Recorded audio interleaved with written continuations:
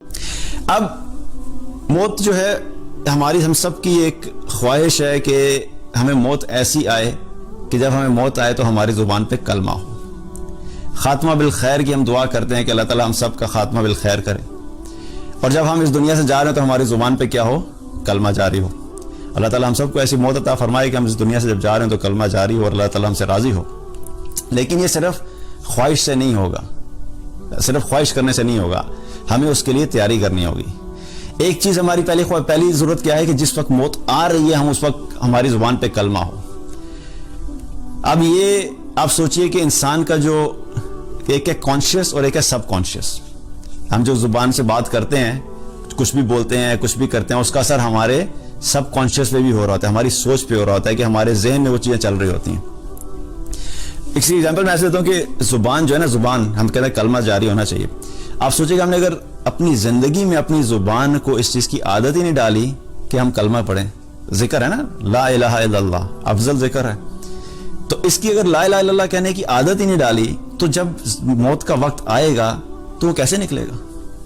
آپ کی زبان عادی ہی نہیں ہے, آپ کا جسم عادی ہی نہیں ہے, آپ کے ذہن کے جو سب کانشیس ہے وہ عادی ہی نہیں ہے, تو کیسے نکلے گا؟ ٹھیک ہے, اس میں کوئی دوسری رائے نہیں ہے کہ اللہ کی رحمت جس کے لیے ہو انشاءاللہ اللہ تعالیٰ اس کے لیے کرے گا. لیکن ایک شخص وہ ہوتا ہے, ایک ایگزامز میں آپ کو ایگزامپل دوں کہ ایگزامز میں انسان یہ کہ نہیں ٹھیک ہے اگر ہمارا ایگزامینر جو ہے چونکہ لینینٹ ہوا تو جس کو پاس کرنا چاہے گا پاس کر دے, جس کو فیل کرنا چاہے فیل کر دے. تو ایسا تو نہیں ہوتا. اگر اور اس چکر میں انسان کی میں تیاری نہیں کروں گا, اور ایک شخص ہے جو تیاری کر کے جا رہا ہے, جس نے تیاری کی اور وہ ایگزام میں بیٹھا, اس کے پاس ہونے کے چانسز, اور جس نے تیاری نہیں کی اس نے ایگزام میں بیٹھا, اس کے پاس ہونے کے چانسز میں فرق ہوگا کہ نہیں ہوگا؟ جس نے تیاری کی ہوگی اس کے چانسز تو زیادہ ہے نا.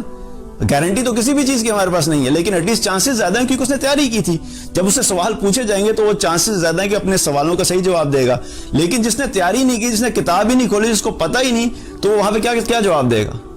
اس لیے ہمارا کام کیا ہے کہ ہم نے اپنی تیاری کرنی ہے. گارنٹی ہمارے پاس کسی کے پاس بھی نہیں ہے, لیکن انشاءاللہ اللہ کی ذات سے امید ہے, اللہ کی رحمت سے امید ہے کہ جب اللہ سبحانہ تعالیٰ دیکھے گا کہ میرا بندہ سنسیئرلی اخلاص کے ساتھ دنیا میں اس چیز کی تیاری کرتا رہا, پریکٹس کرتا رہا, کہ جب موت کا وقت آئے اور میری زبان کے اوپر کلمہ جاری ہو تو انشاءاللہ اللہ کی ذات سے امید ہے کہ اللہ تعالیٰ کلمہ ہماری زبان پہ جاری کرے گا.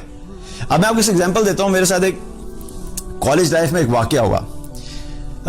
کالج لائف میں جہاں بہت ساری خرافات بیماریاں انسانوں کو لگتی ہیں, وہاں پہ ایک بہت بڑی بیماری لگتی ہے گالیاں دینے کی.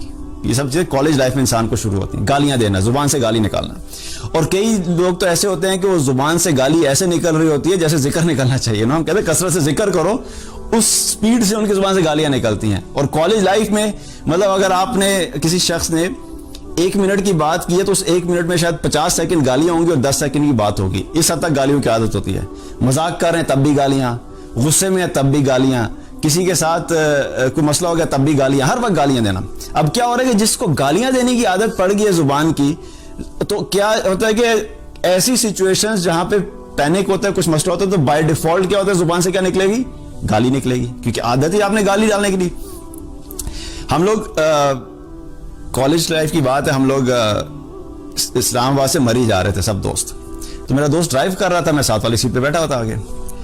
اب کالج لائف میں کیا تھا, دوستوں کو سب کو گالیاں دینے کی عادت تھی. اوکے, اب جب ہم لوگ مری جا رہے تھے تو راستے میں اس دن بارش ہوئی تھی تو روڈ بہت سلپری تھی. تو میں نے اپنے دوست سے بولا, میں نے کہا دیکھ یار آہستہ چلا, روڈ بہت سلپری ہے, تو خدا نہ خواستہ ایکسیڈنٹ ہونے کا مسئلہ.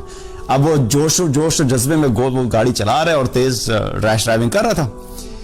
اور کیا ہوا کہ ہم تھوڑا آگے گئے, اچانک آگے والی گاڑی نے بریک لگائی اور اس نے بھی بریک لگائی, تو ہماری گاڑی رکی نہیں, سلپ ہوئی. اور وہ گاڑی سلپ ہوئی, تقریباً میں دیکھ رہا تھا کہ 15-20 فٹ پہ گاڑی رکی ہوئی ہے, اور بائی دا ٹائم وہ سلپ ہوتے ہوئے جا رہی اور سیدھی جا کے اگلی گاڑی میں لگی.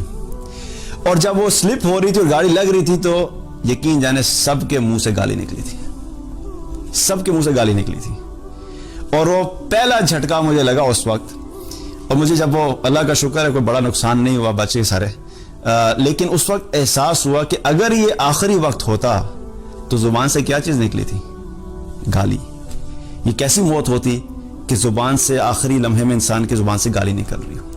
تو کیا تھا کہ چونکہ سارا وقت زبان سے گالیاں نکالنے کی عادت پڑی ہوئی تھی، اس کی وجہ سے جس وقت کلمہ نکلنا چاہیے تھا، جس مشکل وقت میں اللہ کو یاد کرنا چاہیے تھا، جس مشکل وقت میں ہماری زبان پہ کوئی خیر کے کلمات ہوتے، لیکن چونکہ ہم نے اپنی زبان کو عادت ہی نہیں ڈالی تھی تو اس وقت چاہتے ہوئے بھی وہ زبان سے نہیں نکلا.